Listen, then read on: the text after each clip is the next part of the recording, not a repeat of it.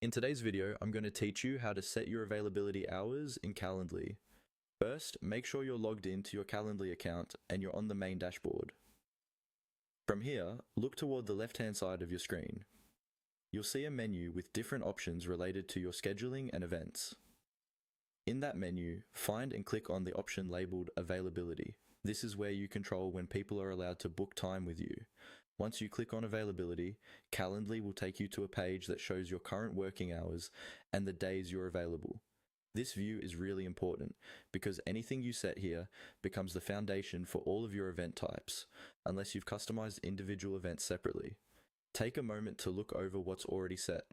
If this is a new account, you might see default hours like standard business times, but you'll want to confirm that they actually match your real schedule.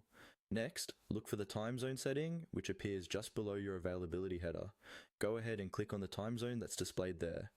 This opens a selector where you can confirm or change your time zone. Making sure this is correct is crucial, especially if you work with people in different parts of the world. Calendly automatically adjusts your availability for your invitees based on their own time zones, but it can only do that accurately if your own base time zone is set correctly. When the time zone selector opens, choose the city or region that best represents where you are currently located.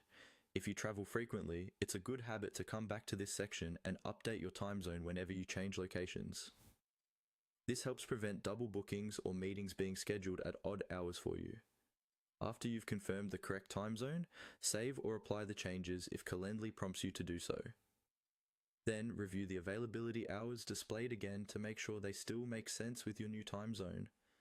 If something looks off, this is a good moment to adjust your hours so they align with when you actually want to take meetings.